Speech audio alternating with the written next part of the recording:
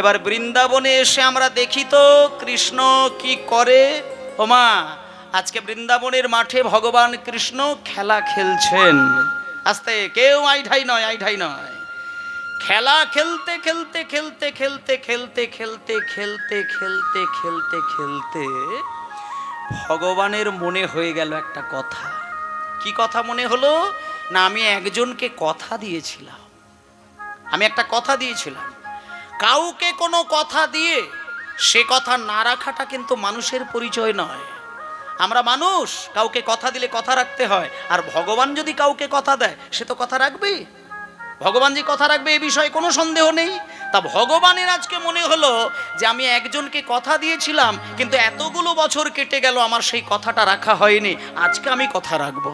একটু আগে বৃষ্টি হলো, তাই আজকে আমার মনে হয়েছে যে আমার কথাটা রাখা উচিত। সেটা কোন কথা আপনারা শুনুন, দুটো কান দিয়ে ভালো করে শুনবেন।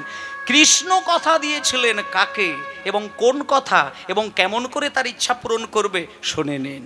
ভগবান মনে পড়ে গেল কি করতে গিয়ে? খেলা খেলতে গিয়ে। কাদের সঙ্গে? সখাদের সঙ্গে। কজন সখা ছিল? আস্তে মায়েরা একটুখানি দেখুন কৃষ্ণের সঙ্গে কতজন সখা রয়েছে।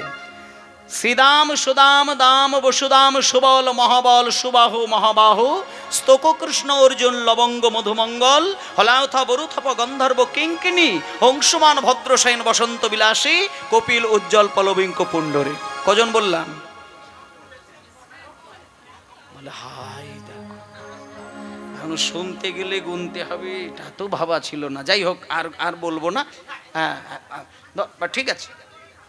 গান 4 ঘন্টার জায়গায় 5 ঘন্টা হবে, অসুবিধে নেই। আমি 3 ঘন্টা ধরে গান করব না, মানে আমি করিও না যে একবারে পাকাই 3 ঘন্টা তারপরে নয়, ওরকম নয়। আপনারা যদি শোনেন তা আমি গেয়ে যাব, তাতে যদি মনে হয় সকাল হয়ে যাবে হোক, আপনাদের অসুবিধে নেই তো। অসুবিধাটা শুধু আমার আছে, ওই জন্য মোটামুটি দেখব যে 4 ঘন্টার মতো গান হবে, অসুবিধে নেই। বৃষ্টি হয়েছে, একটু ব্যাঘাত ঘটেছে, টাইম ধরে দেখতে গেলে 4.5 ঘন্টা গান হয়ে যাবে, কিন্তু অসুবিধে নেই। খাওয়া দাওয়া করে এসেছেন তো? ব্যাস, আপনারা তো খেয়েছেন, আমাকে তো ভরে গিয়ে খেতে হবে। একটু আদ্রু টক হবে, ওতে অসুবিধে নেই। এইবার দেখুন ভগবান খেলতে গিয়ে, এইবার এত হাসছিস কেন? খেলতে গিয়ে ভগবানের মনে পড়ে গেল সখাগণ সঙ্গ ছড়ে যদু নন্দন, সখাগণ সঙ্গে ছড়ে যদু নন্দন, সখাগণ সঙ্গ ছড়ে যদু নন্দন, সখাগণ সঙ্গ ছড়ে যদু নন্দন, চলত হে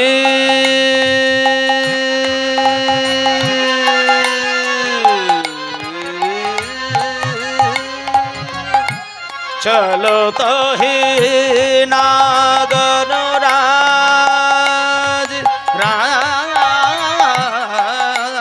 চলত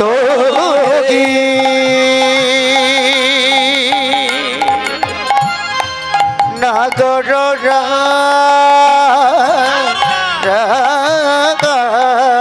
আজ বিপিন পথে চলিল রে, বিপিন পথে চলিল রে, আজ বিপিন পথে চলিল রে, যমুনার মনোবাসনা।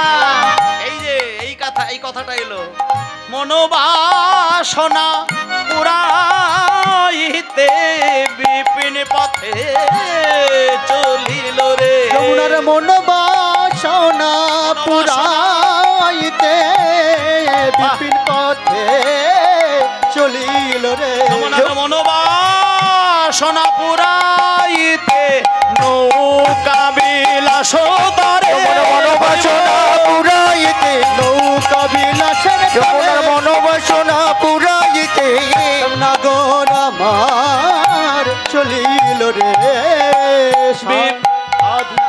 সাধিতে মন মধু কাজ, সাধিতে মন মুখটা।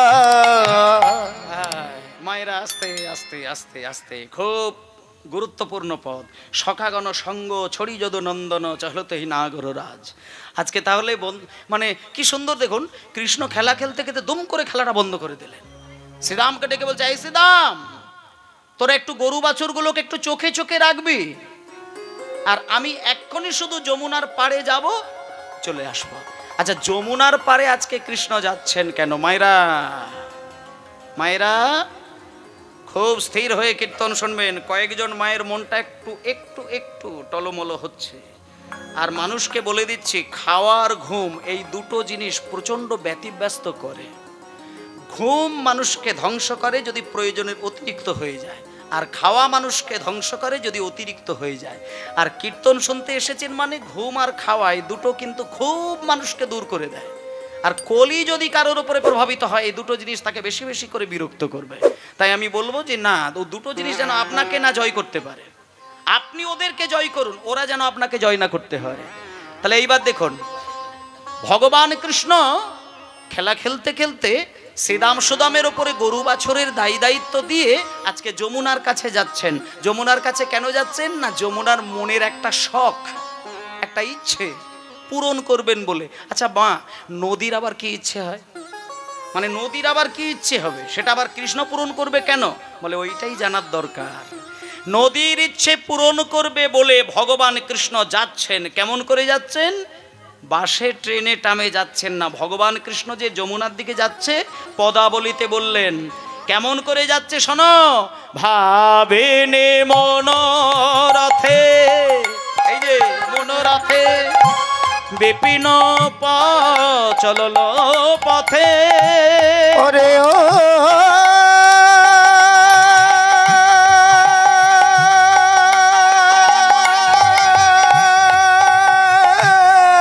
হরি হরি হরি হরি ভাবিনি মনোরথে বিপিন বিহার পথে। দাঁড়াও দাঁড়াও, মনের রথে চড়তে শেখাই কিন্তু একজন সাধকের কাজ। আপনি যদি মনের রথে চড়তে শেখেন, তাহলে আপনার ওই টালির চাল, বাঁশের দরজা, খড়ের চাল, ওটাই আপনার কাছে বৃন্দাবন। শুধু মনের রথে চড়তে শিখবেন, মন আপনাকে যে কোনো মুহূর্তে যে কোনো জায়গায় নিয়ে যেতে পারে। তাতে করে আপনার পেট্রোল ডিজেলেরও খরচা হবে না, সময়ও বেঁচে যাবে। আজকে ভগবান যমুনার কাছে যাচ্ছে মনের রথে। ভাবিনি মনোরথে বিপিন চলল বিপিন পথে, সাধিতে মনোমতো কাজ। এবার চলেছেন কৃষ্ণ। কেন নাম যমুনাকে কথা দিয়েছিলেন? কোন যমুনাকে কথা দিয়েছিলেন? মায়েরা, জন্মাষ্টমী পালন করেন তো আপনারা? আচ্ছা, জন্মাষ্টমী কবে হয়?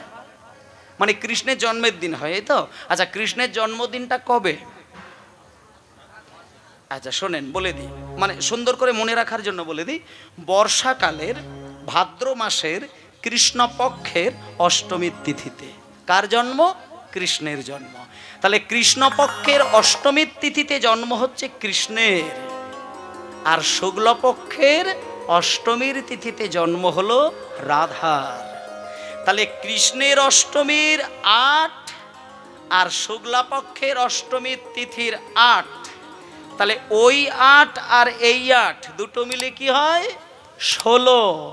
আর ওই জন্যই 16 কলায় পরিপূর্ণ দোল পূর্ণিমায় একসঙ্গে রাধা কৃষ্ণ মিলেমিশে আমার গৌর হরির জন্ম হলো।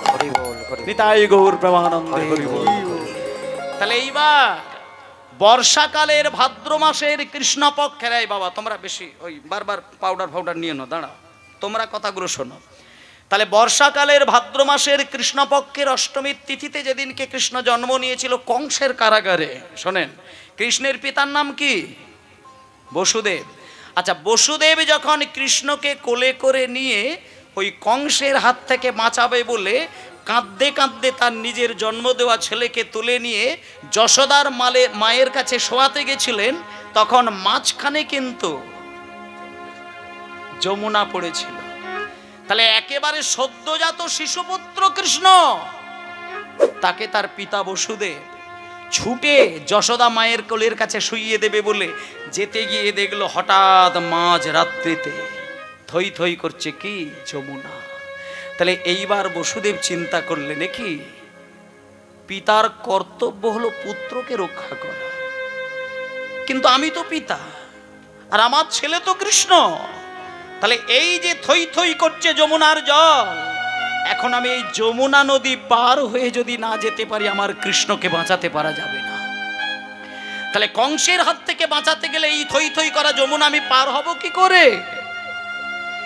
যখন যমুনার পাড়ে গিয়ে বসুদেব কৃষ্ণকে কোলে করে নিয়ে পাগলের মতো কাঁদছে, একটা কথা মায়েদেরকে জানার দরকার, ভক্ত যখন পদ হারিয়ে ব্যাকুল প্রাণে কাঁদে, ভক্তকে পদ দেখানোর জন্য যোগ মায়া কিন্তু নেমে আসেন। আজকে বসুদেব ছোট্ট ছেলে কৃষ্ণকে কোলে করে নিয়ে যেই না কাঁদতে কাঁদতে কাঁদতে কাঁদতে লুটিয়ে পড়লেন, হঠাৎ করে যোগমায়া দেবী একটা শ্রীগালিনীর রূপ ধারণ করে বসুদেবের সামনে দুম করে ঝাঁপ দিয়ে পড়ল। এবং শ্রীগালিনীর রূপ ধারণ করে সাক্ষাৎ যোগমায়া দেবী যখন ওই যমুনায় ঝাঁপ দিয়েছে, ঝাঁপ দেওয়ার পরেই যখন যমুনায় সাঁতার দিতে দিতে দিতে দিতে ক্রমশ মাঝখানের দিকে যাচ্ছে, তখন বসুদেবের একটা চেতনা এলো। মনে মনে ভাবলে কি, শ্রীগাল যদি যমুনা পার হতে পারে তাহলে আমি পার হতে পারবো না?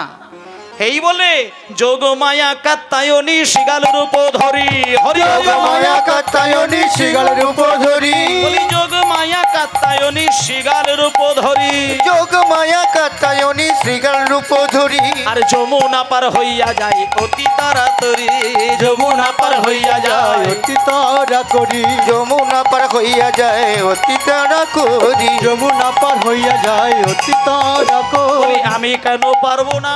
আমি কেন পারবো না?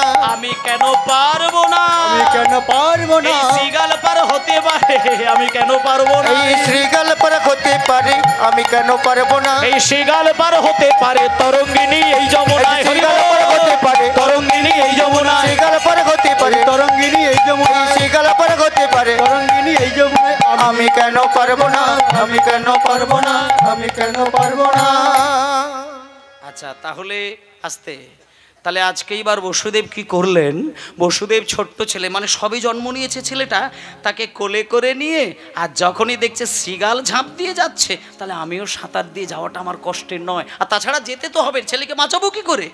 এই বলে মায়েরা হঠাৎ করে বসুদেব ওই কৃষ্ণকে কোলে করে নিয়ে আর জলে ঝাঁপ দিয়ে কোনো রকমে কষ্ট করে সাঁতার দিতে দিতে দিতে দিতে দিতে দিতে মানে শ্রীগালিনীও যাচ্ছে আর বিদ্যুৎ চমক দিচ্ছে, বিদ্যুতের আলোয় শ্রীগালিনীকে দেখতে পাচ্ছে আর বসুদেব ছেলেকে কোলে করে নিয়ে সাঁতার দিচ্ছে। হঠাৎ মাঝখানে যখন চলে গেল, দুটো জিনিস বসুদেব আর দেখতে পেল না। এতক্ষণ বিদ্যুৎ ঝলক দিচ্ছিল, ওটাও বন্ধ হয়ে গেল, আর শ্রীগালিনী যে সাঁতার দিচ্ছিল মাঝখানে গিয়ে দেখলো শ্রীগালিনী উধাও। এইবার যাবে কি করে? হঠাৎ যমুনার মাঝখানে গিয়ে কিচ্ছু দেখতে পেল না, এইবার কি করবে?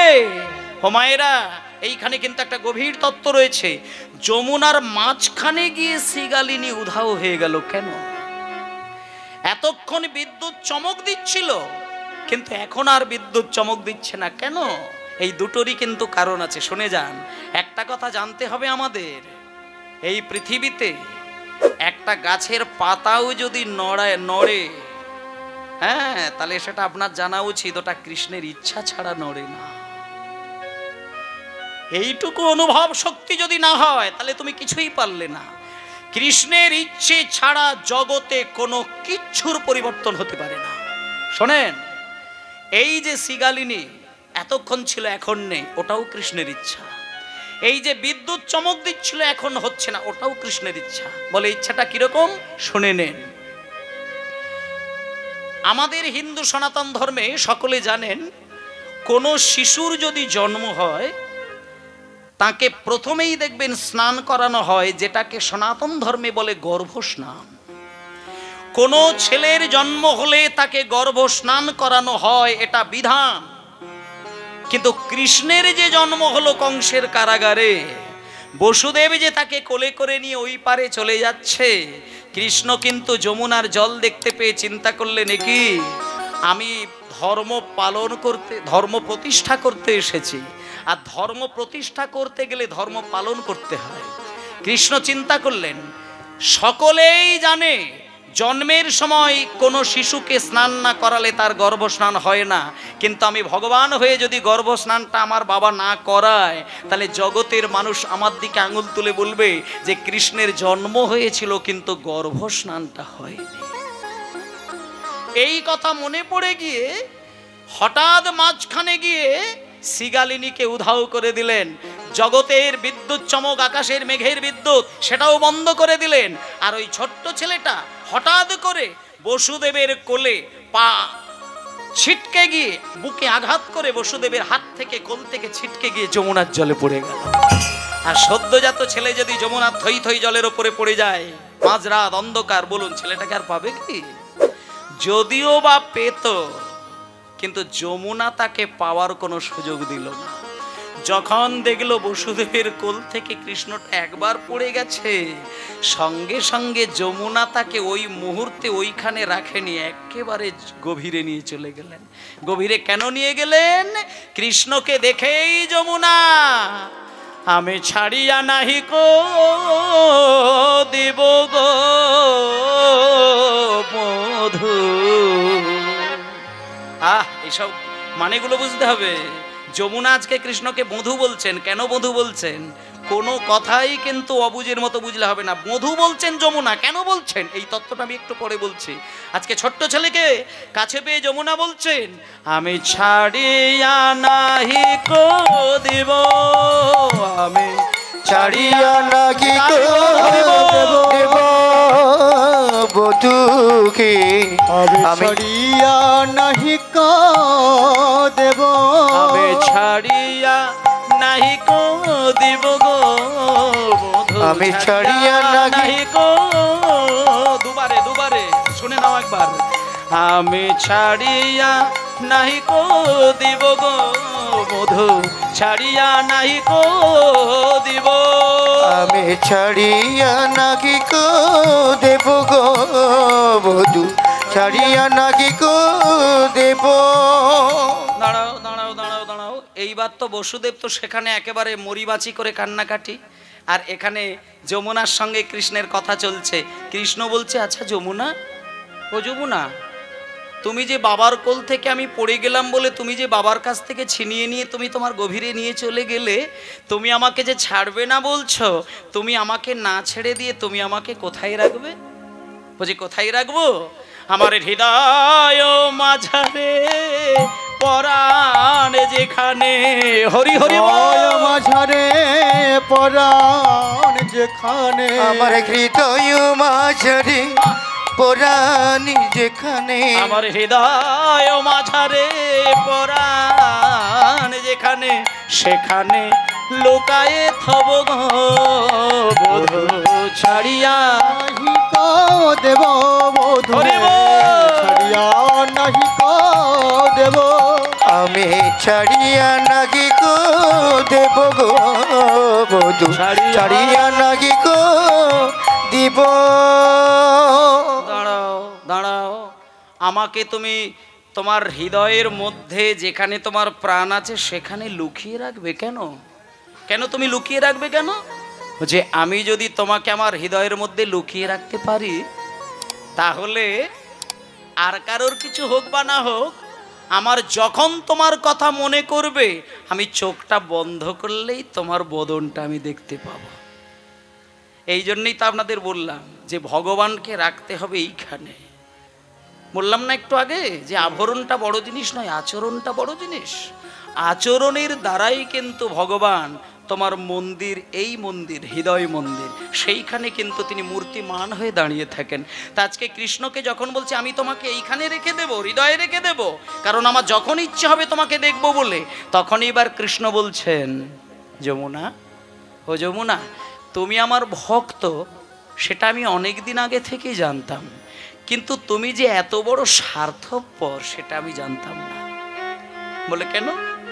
বলছি তুমি আমাকে হৃদয় মাঝে জড়িয়ে ধরলে, চোখ বন্ধ করলেই তুমি আমাকে দেখতে পাবে, সেটা ঠিক আছে, কিন্তু তোমার লজ্জা পাচ্ছে না যে তোমার একার মনকে খুশি করতে গেলে আমি জগতের মানুষকে কাঁদিয়ে শেষ করব? তুমি একবার দেখতে পাচ্ছ না যে তুমি যদি আমাকে এই মুহূর্তে ছেড়ে না দাও, বসুদেব কাঁদতে কাঁদতে আমার বাবা পাগল হয়ে যাবে। তুমি কি চাও? তুমি কি চাও? তুমি কি চাও যে তোমার একাকে খুশি করতে গিয়ে আমি জগতের মানুষকে কাঁদায়, তোমার একার মনের ইচ্ছা পূরণ করতে গিয়ে আমার বাবা বসুদেবকে আমি কাঁদতে কাঁদতে মেরে ফেলি? তখন এইবার যমুনা কিন্তু চিন্তায় পড়ে গেলেন। যমুনা তখন বলছেন, বধূ, না না না না, আমি তো সেটা চাই না। আমি তো চাই না যে আমাকে খুশি করতে গিয়ে তুমি জগতের মানুষকে কষ্ট দাও, কিন্তু বধূ, আমি এতগুলো বছর আমি যে তোমার নাম ধরে ধরে কাঁদলাম, তাতে কি আমার কিছু হবে না বধূ? বলে, হ্যাঁ হবে, আমি তোমায় কথা দিলাম। এইবার দেখুন কথাটা কেন দিয়েছিলেন, শুনবেন। এইখানেই প্রমাণটা হয়ে গেল। যমুনা শুধু একটা কথা বললেন যে আমি যে তাহলে এতগুলো বছর তোমার জন্য কাঁদলাম, তাতে আমার জন্য কি হবে? আমি না হয় ছেড়ে দিলাম, তোমার বাবার কোলে আমি ফিরিয়ে দিলাম, তাতে আমার কি লাভ হবে?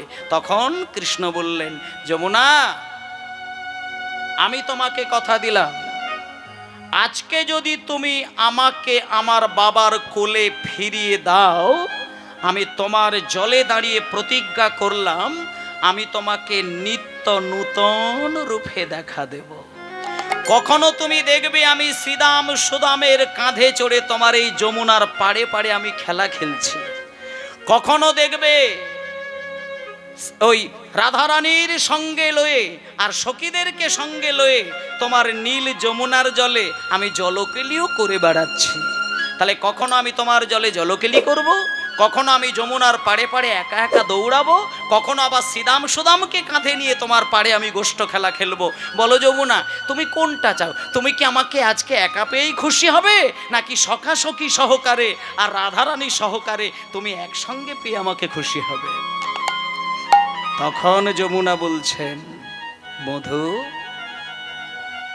এতগুলো বছর যখন তোমার অপেক্ষায় কেঁদে যেতে পারলাম, আর না হয় কটা বছর কাঁদবো, কিন্তু আমায় যুগল রূপেই দেখা দিও। যুগল রূপে দেখা দিও, যুগল রূপেই দেখা দিও, আমার যুগল রূপে দেখা দিও। এই যমুনার নীল জলে যুগল রূপেই দেখা দিও, এই যমুনার নীল জলে যুগল রূপে দেখা দিও, এই যমুনার নীল জলে যুগল রূপে দেখা দিও। এই যমুনার নীল জলে আশা পথে বসে রইলাম, যমুনার নীল জলে আশা পথে বসে রইলাম, যমুনার নীল জলে আশা পথে বসে রইলাম, যমুনার নীল জলে আশা পথে বসে রইলাম, যমুনার নীল জলে যুগল রূপে দেখা দিও, যুগল রূপে দেখা দিও।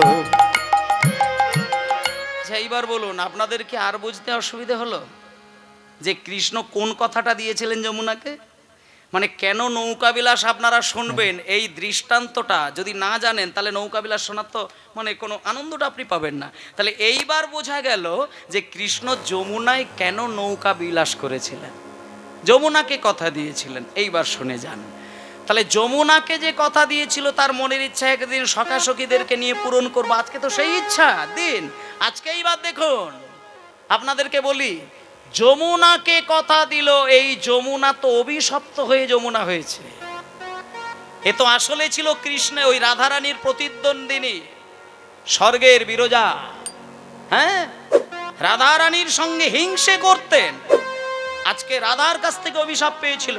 একদিনকে কৃষ্ণ রাধারানীকে ত্যাগ করে একটুখানি ছলনা করে রাধারানীকে ব্যথা দিয়ে বিরজার কুঞ্জে গিয়ে বিরজার সঙ্গে প্রেমের আলাপ চলছিল। হঠাৎ রাধারানীর ঘুম ভেঙে গিয়ে ছুটে গিয়ে দেখলেন কৃষ্ণ বিরজা একে অপরে অঙ্গ স্পর্শ করে কথা বলছেন।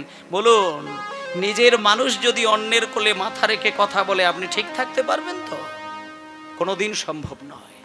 একজন পতিব্রতা নারী কোনোদিন চাই না যে আমার স্বামী আমারই মতন কোনো নারীর কাছে গিয়ে কথা বলুক, এটা একজন পতিব্রতা নারী চায় না।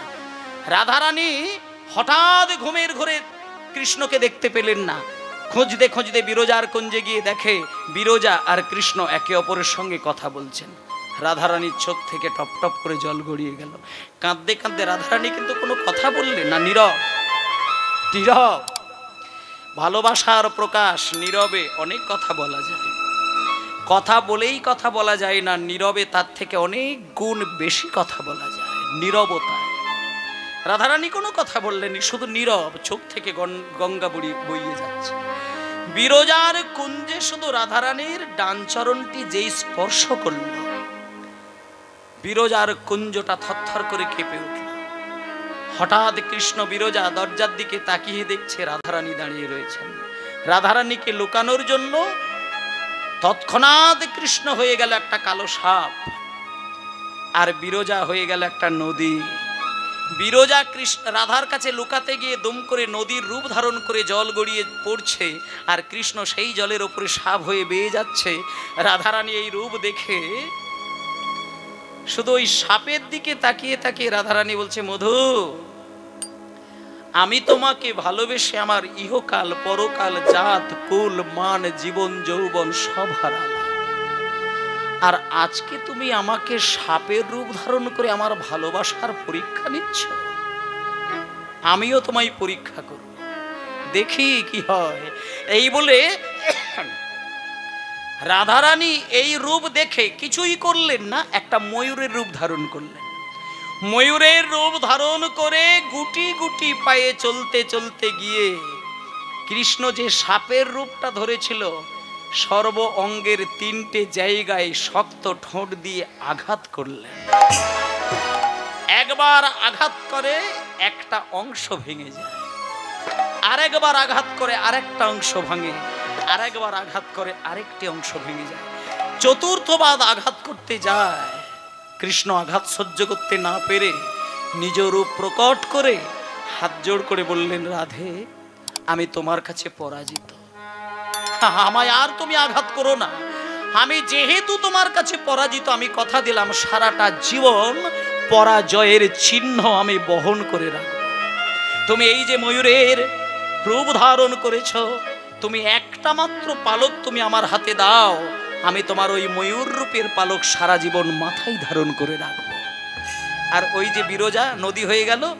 রাধারানী গিয়ে বিরজার কাছে বলছে, বিরজা, এই বিরজা, তুই কৃষ্ণকে নিয়ে বিহার করবি, তাতে তো আমার আপত্তি ছিল না রে।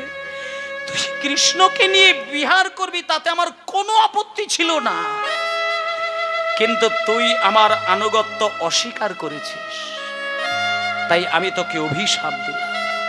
তুই আমার আনুগত্য অস্বীকার করে তুই কৃষ্ণকে নিজের কাছে করে পেতে চেয়েছিস, তাই আমি তোকে অভিশাপ দিলাম।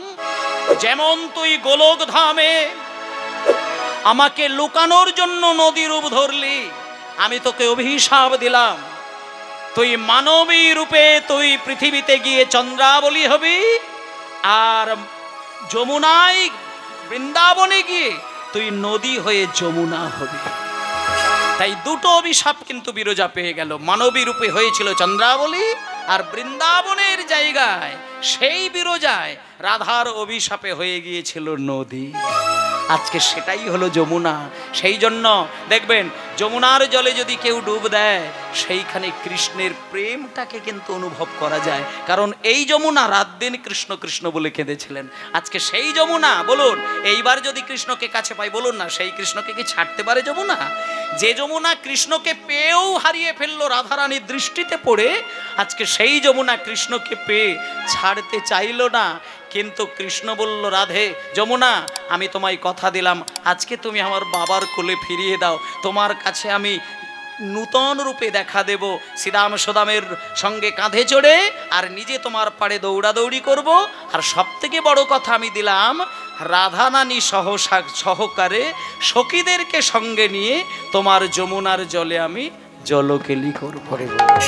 আজকে হলো সেই দিন, একেবারে পরিষ্কার হয়ে গেল। এইবার সেই দিনটা এসে গেল। কৃষ্ণ চিন্তা করলেন যে আমি যে আজকে যমুনায় গিয়ে রাধারানী আর সখীদেরকে নিয়ে জলকেলি করব, এটা তো আমার কথাই হবে না, এটা তো কৌশল করে করতে হবে। আমি যদি এখনই রাধারানীকে বলি চলো জলে নামবো, রাধারানী তো নাও নামতে পারে। আমি যদি সখীদেরকে বলি চলো জলের মাঝখানে যমুনায় যাব, সখীরা তো নাও যেতে পারে। তাহলে আমাকে একটা কৌশল তৈরি করতে হবে, কি না আমি একটা নৌকা বানাবো। এইবার রাধারানী, এবার কৃষ্ণ বললেন আমরা তো জাতিতে বৈশ্য, নৌকা চালানোটা আমাদের জাত ধর্ম নয়, আমাকে নৌকা বানাতে গেলে যোগমায়াকে স্মরণ করতে হবে। সঙ্গে সঙ্গে কৃষ্ণ চোখ বন্ধ করে যোগমায়াকে স্মরণ করলেন। সাটা ধরে একবার।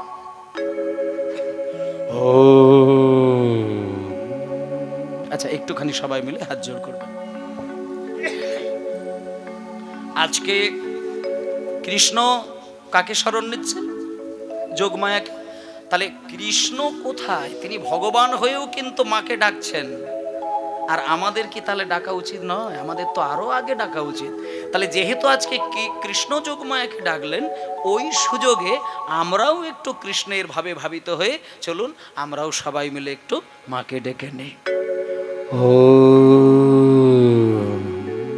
আচ্ছা মালকোষে যাব না, আমি একটু অন্যদিকে যাব।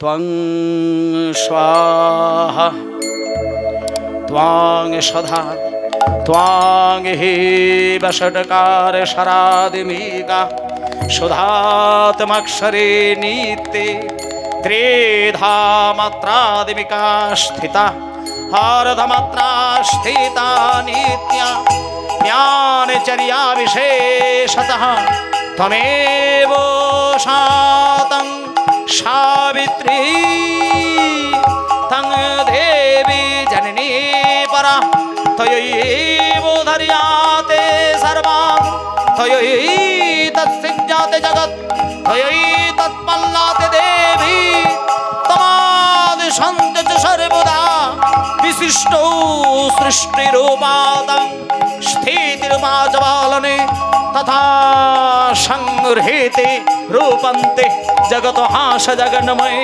মহাবেদ মহামায়া মহামেধা মহাস্মৃতি মহামোহা চ ভবতি মহাদেবী মহীশ্বরী প্রকৃতিস্তঞ্চ সর্বস্ব গুণত্রয় বিভাবিনী কালরাত্রির মহোরাত্রি মহোরাত্রিস্য দারুণা লজ্জা পুষ্টিস্তথা তুষ্টিত্যং শান্তি কান্তি রেবচ খর্গিণী শূলিনী ঘোরা গদিনী চক্রিণী তথা শঙ্খিনী চাবেণী বাণভষণ্ডে পরিভায়ুধা সম্না সম্মতরা শেষ শনৈব তাতি সুন্দরী পরাবরণ পরমা তমেব পরমেশ্বরী পরাবরণ পরমা তমেব পরমেশ্বর।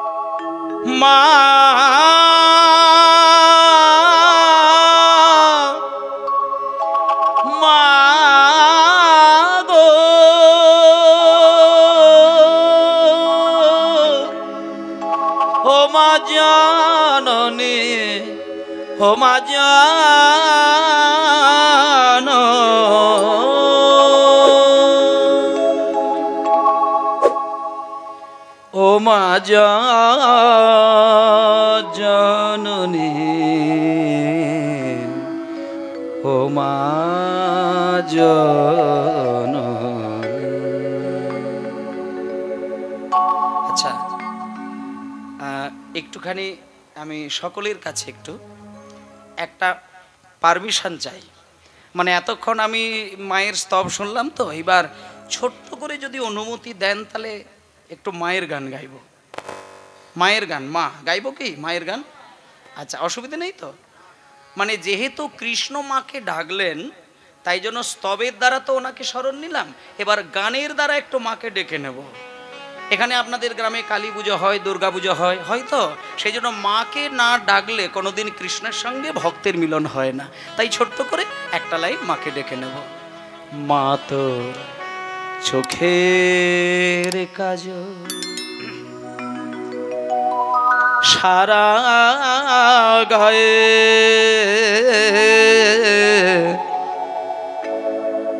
মাখিয়ে দিলোকে। মাতরকে পরালো, মাতরকে পরালো, মাতরকে পরালো শ্মশান চিতা ভস্য তিলকে তিলকে তিলকে মাখিয়ে দিলোকে। মা তোর চোখের কাজল সারা গায়ে মাখিয়ে দিলোকে। মা তোর চোখের কাজল সারা গায়ে মাখিয়ে দিলোকে। এই মা হাড়ের মালা তুই কোথায় পেলি? মুন্ডমালা ওরে মারে তুই হাড়ের মালা কোথায় পেলি? এমন যোগিনী সাজ সেজেলি। হাড়ের মালা কোথায় পেলি? এমন যোগিনী সাজ সেজে গেলি। হাড়ের মালা কোথায় পেলি? যোগিনী সাজ সেজে এলি। মা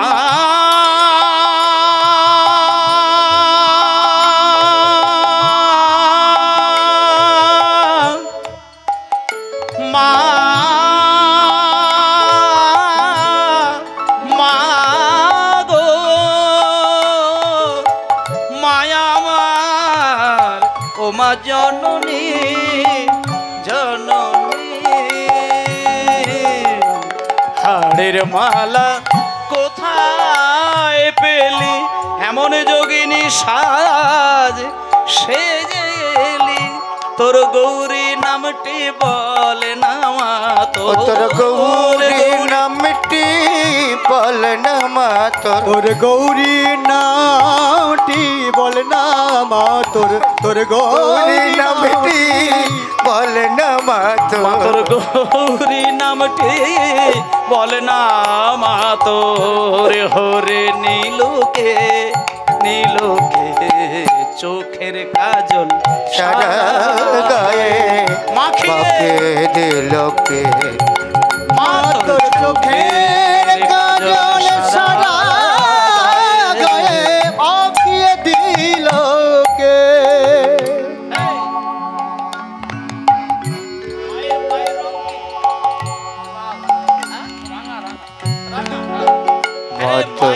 মায়ের পায়ের তলার রংটা কি রে?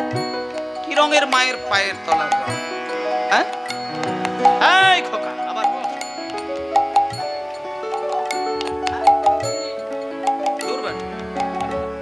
দেখে যারে পায়ের শোভা, পানয় যেন রক্ত জবা। দেখে যারে মায়ের শোভা, পানয় যেন রক্ত জবা। তোরা দেখে যারে মায়ের পায়ের শোভা। মা ও মা ও মা জননী মায়ামার মায়ামার মা গো মা গো মা গো।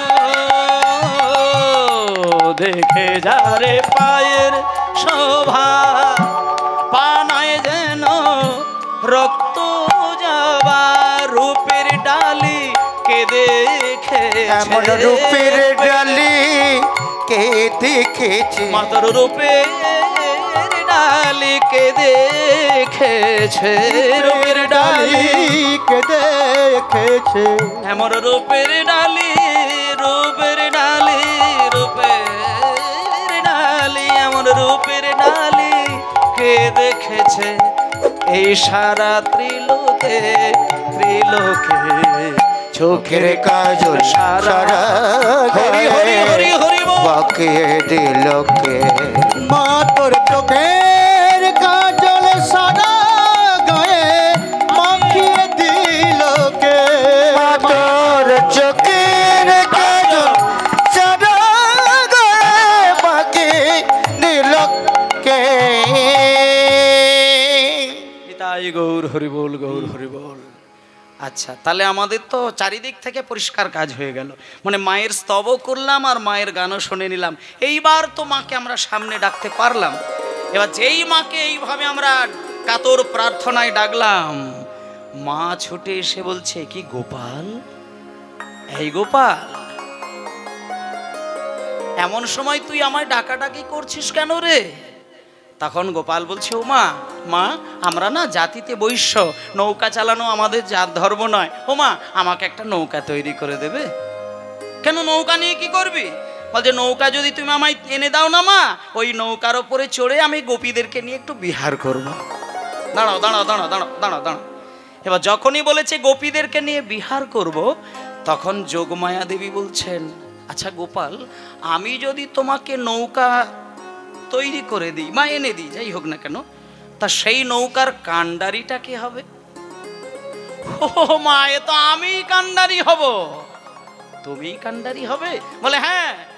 তখন যোগমায়া বলছে, আমি তোমায় তাহলে কাঠের নৌকা দেব না, যেহেতু তুমি কান্ডারি হবে তোমাকে আমি কাঠের নৌকা দেব না।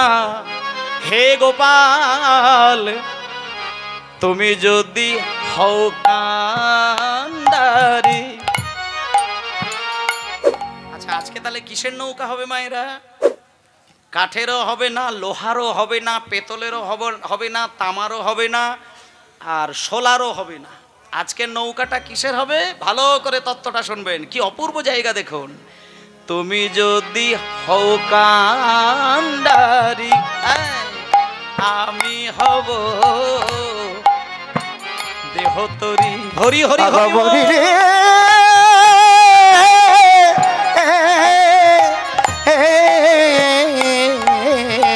তুমি যদি হও কান্ডারি, আমি খাব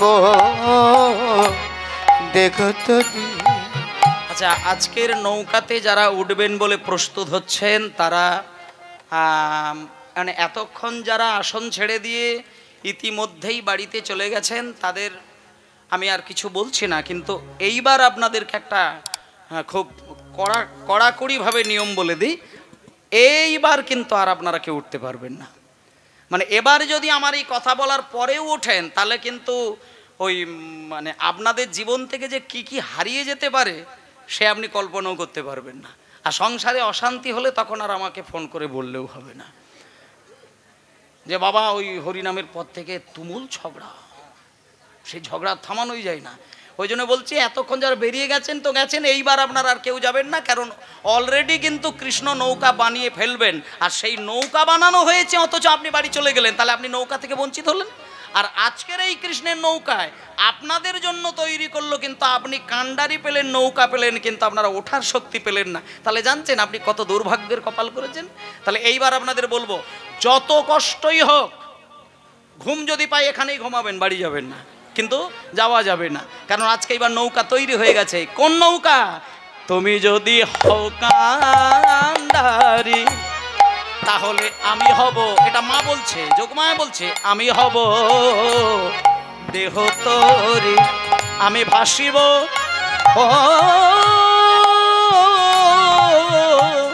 হয়ে যমুনার জলে গো, ভাসিব ওই যমুনার জলে, ভাসিব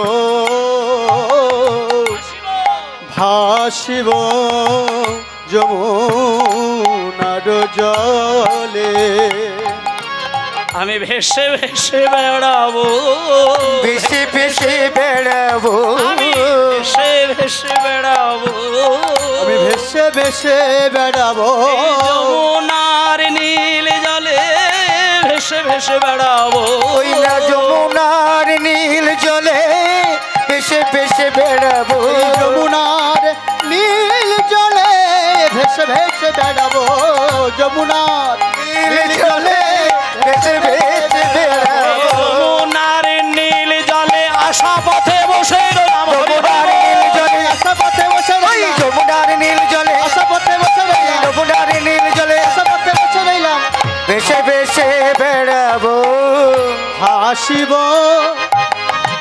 যমুনার জলে গো, হাসিব যমুনার জলে গো, আমি ভাসিব যমুনার জলে। বাস, মানে যোগমায়া দেবী কৃষ্ণকে একেবারে পরিপূর্ণ বলে দিলেন যে কৃষ্ণ তুমি তো ছোট্ট ছেলে, তাই তোমাকে আমি কাঠের লোহার কোনোর কিছুই নৌকা দেব না, আজকে তোমাকে যে নৌকাটা দেব সেটা হলো দেহ নৌকা। তাহলে আজকে দেহ নৌকা, ইতিমধ্যেই কিন্তু যে নৌকাটা কৃষ্ণকে তৈরি করে দেবেন সেই নৌকা কিন্তু অলরেডি আপনারা নিয়ে বসে আছেন। মানে আপনারা এই যে এখন আমার কীর্তনটা শুনছেন, এটাকে আপনি বাতাসের মধ্যে দাঁড়িয়ে শুনছেন না আপনার দেহের ভেতরে থেকে শুনছেন? দেহটাই আপনার মূল, আর তার মধ্যে আপনার চিৎ বস্তুটাই হচ্ছে শক্তি। মানে আপনি যে চোখ দিয়ে দেখছেন, কান দিয়ে শুনছেন, অনুভব করছেন, এটা আপনার জীবাত্মাটা দেহের মধ্যে আছে বলে। তাহলে এইবার আপনাকে জানতে হবে যে এই দেহটা যদি নৌকা হয়ে থাকে, তাহলে এই নৌকার পরিকাঠামো সম্পর্কে ধারণাটা সকলের থাকার দরকার। আপনি শুধু দুটো হাত পেয়েছেন বলে ভাবলেন আশা, হ্যাঁ হাম হ্যাঁ, হ্যাঁ কৃষ্ণ মানে গোয়াল ঘরে যখন গরু বলে না হাম ব্যা, সকালবেলা ভোরবেলা হাম ব্যা, মানে হিন্দিতে যেটা বলছে হাম হ্যাঁ, মানে হাম হ্যাঁ মানে আমিই আছি। কিন্তু গরু যখন মরে যায়, তার চামড়া দিয়ে যখন খোল তৈরি হয়, তখন আর স্বামী বলে না, সে তখন বলে তং তং। মানে এইবার গরু বলছে তুমি, এই যে খোল, মানে খোল এবার সারা জীবন বলে তুমি। মানে যতদিন গরুর মধ্যে প্রাণ ছিল সে তখন হুঙ্কার করে বলেছে আমি, আর যেই মরে গেল আমি বাদ দিয়ে হয়ে গেল তুমি। কিন্তু তোমার এই দেহ নৌকাতে থেকেই যদি আমি বাদ দিয়ে তুমি বলতে শেখো, সেদিন তুমি অনায়াসে কিন্তু নৌকায় পার হয়ে যাবে। তাহলে আজকে এইবার নৌকাটা তৈরি করে দেবেন কে? যোগমায়া। কেমন করে? এবার আপনারা যারা যারা নৌকা দেখেছেন, কে নৌকা দেখেননি তারা একটু হাত তুলুন। তুমি দেখেছো নৌকা? দেখেছো? তাহলে তুমি হাত তুললেন না?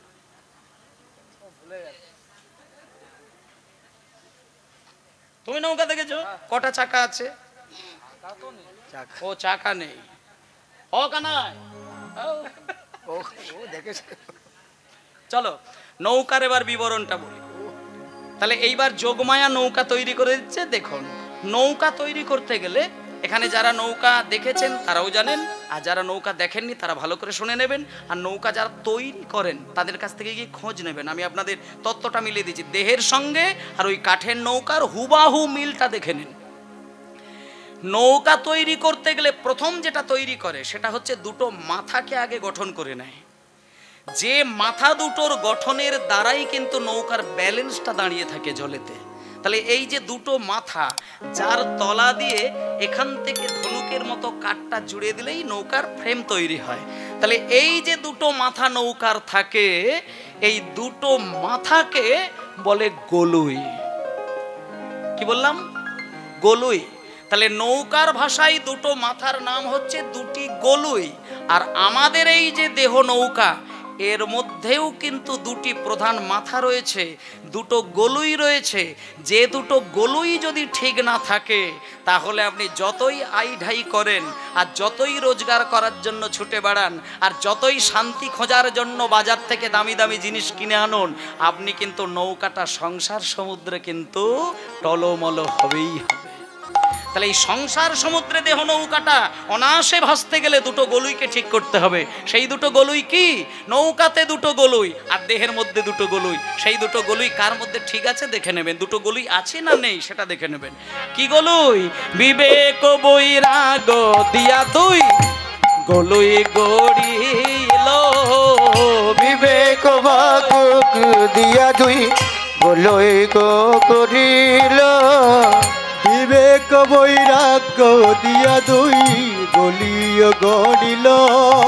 আরে বিবেক বৈরাগ দিয়া দুই গলুই গড়িল।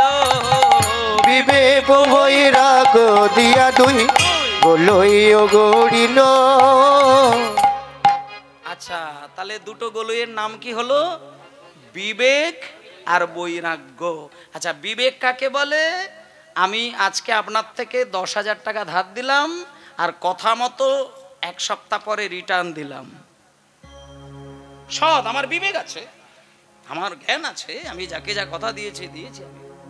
ওই বিবেক এখানে নয়, ওই বিবেকটা এখানে নয়। এখানে যেটা বিবেক বলতে চাইছি, নিত্যানিত্য বস্তু বিচার বিবেক, মানে এখানে যে এখানে যেটা বিবেকের কথা বলা হয়েছে সেটা হচ্ছে কোন জিনিসটা সারা জীবন থেকে যায় আর কোন জিনিসটা চিরকাল থাকে না।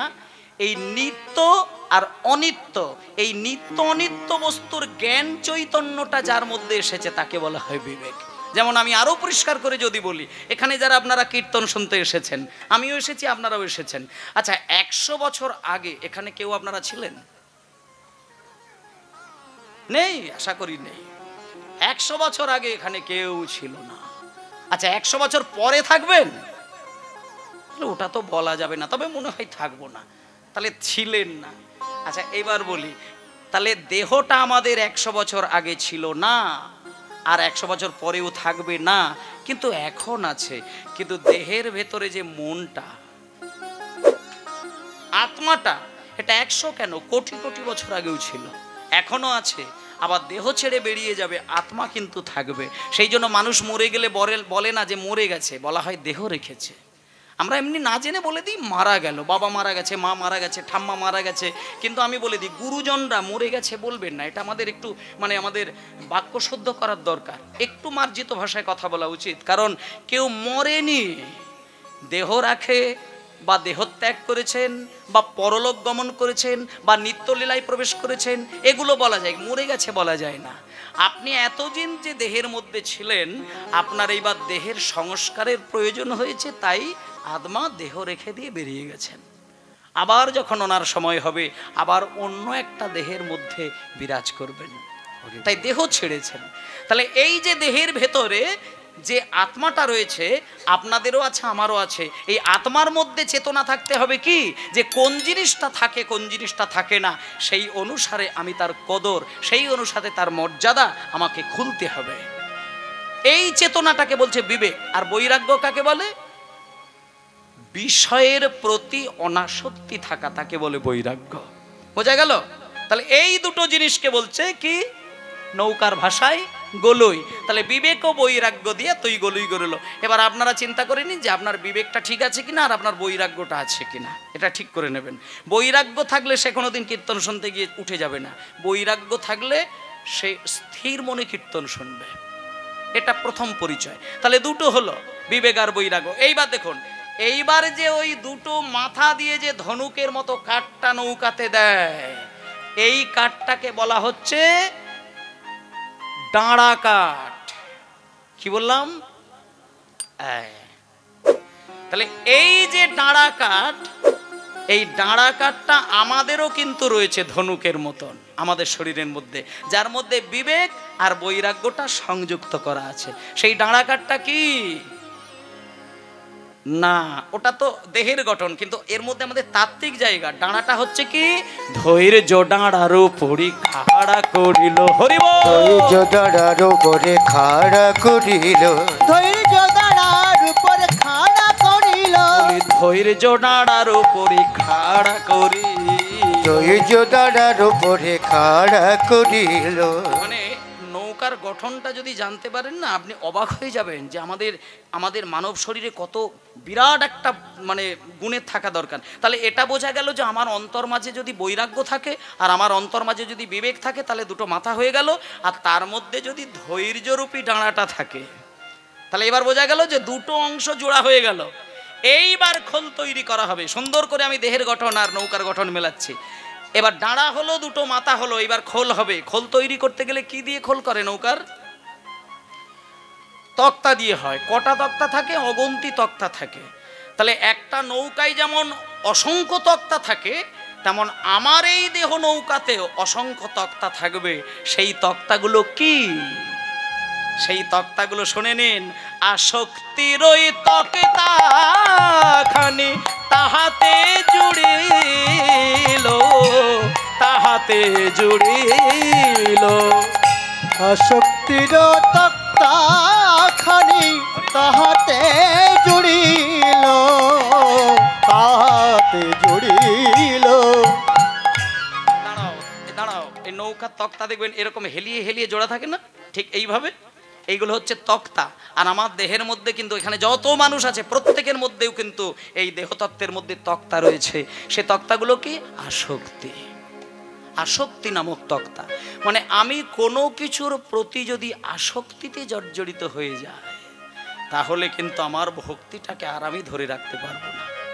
তুমি সোনা দানা ভালোবাসো, এটা ফেলে দিতে বলছে না, কিন্তু সোনার প্রতি যদি তোমার আসক্তিটা বেশি থাকে, তাহলে কিন্তু তুমি ওই সন্ধ্যাবেলায় প্রদীপ দিতে গিয়ে কোনোদিন কিন্তু তার নাম ধরে কাঁদতে পারবে না। যেদিন তুমি জানবে ভগবানকে ডাকতে গেলে হাজার চেষ্টা করলেও আমি চোখ দিয়ে জল ফেলতে পারি না, জানবে তোমার মন নিশ্চয়ই অন্য কিছুর প্রতি আসক্তিতে জর্জরিত আছে। যার এই বিষয় জগতে কোনো কিছুর প্রতি আসক্তিতে জর্জরিত থাকে না, কেবল সে কিন্তু অনায়াসে ভক্ত হতে পারে, অনায়াসে ভগবানকে ডাকতে গিয়ে কাঁদতে পারে। তাহলে আসক্তি নামক তক্তাটা আমাদের থাকতে হবে। আসক্তি যেন দেহের মধ্যে জেগে ওঠে না থাকে। আসক্তি যদি থাকতে হয়, তাহলে আমার একজনের প্রতি আসক্তি থাকবে, সেটা হলো আমার গোবিন্দের রাঙা যুগল। নিতাই গৌর হরি বল। তাহলে বলুন আস্তে, এবার কোন পর্যন্ত হলো মা? তাহলে আমি মনে করে দিচ্ছি দুটো মাথা হলো, বিবেক বৈরাগ্য, তার মধ্যে ধৈর্য ডাঁড়া হলো। তার মানে বলতে চাইছে আমাদের ধৈর্যটাকে বড় করতে হবে। তার মধ্যে আসক্তি নামক তক্তা, মানে আমার আসক্তিটা যেন অন্য কিছুর দিকে না থাকে, সব কিছু আমার প্রয়োজন, এইটাই ব্যাস, এর বেশি নয়। আর আসক্তি শুধুমাত্র গোবিন্দের চরণ। তাহলে তক্তা হয়ে গেল। এবার একটা তক্তা নয়, তক্তা অসংখ্য থাকবে। আর তক্তাকে জুড়তে গেলে কি লাগে? ফেবিকুইক লাগে না ডেন্ডাইট আঠা লাগে? না সজনা আটা দেয়? ফেবিকুইক এত সহজ নয়, পেরেক দেয়। কি পেরেক? সোজা সোজা পেরেক নয়। শুনবেন, নৌকার তক্তা জুড়তে গেলে দেখবেন ইংরেজির ইউ অক্ষরের মতন, ইউ ইংরেজিতে যে ইউ লেটারটি থাকে, ওই ইউ অক্ষরের মতন একটা পেরেক থাকে, যে পেরেকটির নাম হলো প্রাতন লোহা। ওদের ভাষায় ওটা প্রাতন লোহা বলে। তাহলে নৌকার ভাষায় যেমন প্রাতন লোহা, তেমনি আমার দেহের মধ্যে যে তক্তাগুলো থাকবে, সেই তক্তাগুলোকেও প্রাতন লোহা দিয়ে জুড়তে হবে। সেই প্রাতন লোহাটা আমার ভেতরে থাকা উচিত। সেটা কোন প্রাতন লোহা? সেই প্রাতন লোহাটা হচ্ছে লালসারই প্রাতন লোহা তাহাতে জুড়িল। হরি বল। লালসারই প্রাতন লোহা তাহাতে জুড়িল। বলি লালসারই প্রাতন লোহা তাহাতে জুড়িল। লালসারই প্রাতন লোহা তাহাতে জুড়িল। তোমার লালসা তো যাবে না, লালসা তো যাবে না, যেন লালসা তো যায় না, লালসা তো যায় না। দেহ তরি ভেঙে যায় যাক, লালসা তো যায় না। তরি ভেঙে যায় যাক, লালসা তো যাবে না। দেহ তরি ভেঙে যায় যাক, লালসা তো যাবে না। তরি ভেঙে যায় যাক, লালসা তো যাবে না। লালসারূপী প্রাতন লোহা দিয়ে নৌকাটা বানানো হচ্ছে। কেন বানানো হচ্ছে শুনুন। যারা নদী সমুদ্রের ধারে বেড়াতে যায়, দেখবেন সব নৌকাই যে গঙ্গায় ভাসছে তা নয়। কিছু কিছু মানে খারাপ নৌকা দেখবেন নদীর পাড়ের দিকে, মানে শত শত বছর ধরে অন্তত ওই মাটিতে দেখবেন পচে পচে নষ্ট হয়ে যাচ্ছে। এবার ওই যে মাটিতে যে নৌকাগুলো ক্ষত হয়ে যাচ্ছে, নষ্ট হয়ে গেছে, ওই নৌকার কাছে একটু চারিদিকে ঘুরে ঘুরে দেখবেন তক্তাগুলো ধীরে ধীরে ধীরে ধীরে মাটি হয়ে যাচ্ছে। কিন্তু তক্তাগুলো জুড়ে ছিল যে প্রাতন লোহা দিয়ে, ওইগুলো কিন্তু চট করে মাটি হয় না। সমস্ত তক্তা খসে গিয়ে মাটি হয়ে গেল, কিন্তু তক্তার ভেতর থেকে পেরেকগুলো কিন্তু মাটিতে পড়ে আছে আর ওপরের দিকে ছুঁচ হয়ে হাঁ হয়ে আছে। তা তেমনি তত্ত্বের দিকে বলছে, তোমার দেহটা একদিন খসে মাটি হয়ে যাবে, কিন্তু তার ভেতরে যে লালসারূপী লোহাটা, এটা কিন্তু কোনোদিন যাবে না। এ জন্মে পাইনি, পরের জন্মে কৃষ্ণকে পাবো। পরের জন্মে পাইনি, তার পরের জন্মে পাবো। তাই জন্য বলছে লালসা তো যাবে না, লালসা তো যাবে না। দেহ তরি ভেঙে যায় বটে, লালসা তো যায় না। তরি ভেঙে যায় বটে, লালসা তো যায় না। আমি যত চাই তত পাই, লালসা তো যায় না। যত চাই তত পাই, লালসা তো যায় না। আচ্ছা, ও তাহলে এইবার নৌকার খোলও তৈরি হয়ে গেল। আচ্ছা, এইবার নৌকার খোল তৈরি করলেই তো নৌকায় ওঠা যাবে না, বসবেন কোথায়? নৌকাতে পাটাতন হয় না? আচ্ছা, পাটাতন করতে গেলে তক্তা বিছিয়ে বিছিয়েই কিন্তু পাটাতন হয়। আর তক্তা বেছাতে গেলে দেখবেন আড়াআড়ি কিছু কাঠ থাকে, সেই আড়াআড়ি কাঠের মধ্যে আবার আড়াআড়ি তক্তা দিয়ে দেয়। এই দিকে থাকবে আর তক্তাগুলো অপোজিট দিকে দেওয়া হয়। তাহলে এই যে আড়াআড়ি নৌকাতে কাঠ দেওয়া হয়, একটা আদর্শ নৌকায় কটা কাঠ থাকে জানেন আপনারা? মানে আদর্শ নৌকায় কটা কাঠ থাকে শোনেন। একটা আদর্শ নৌকাতে 9টি কাঠ থাকে, মাঝখানে একটা থাকে আর দুদিকে 4টে 4টে করে থাকে। তাহলে দুদিক 4 4 8 আর মিডিলে একটি, কত হলো? 9। তা যেমন নৌকা তৈরি করতে গেলে 9খানা কাঠ থাকে, তেমন দেহের মধ্যেও 9টি কাঠ থাকে। ওইখানের যে 9টি কাঠ, সেই কাঠ 9টির নাম হচ্ছে গুড়া কাঠ। আর আমাদের দেহের মধ্যেও 9টি গুড়া কাঠ আছে। সেই 9টি গুড়া কাঠ কি, সেটা আপনাদের মধ্যে থাকলে ভালো, না থাকলে শিখে নিন, সেই কাঠগুলো তৈরি করবেন। 9টি গুড়া কাঠ হচ্ছে নববিধা ভক্তি দিয়া 9টি গুড়া দিল, নববিধা ভক্তি দিয়া 9টি গুড়া দিল, নববিধা ভক্তি দিয়া 9টি গুড়া দিল, নববিধা ভক্তি দিয়া 9টি গুড়া দিল।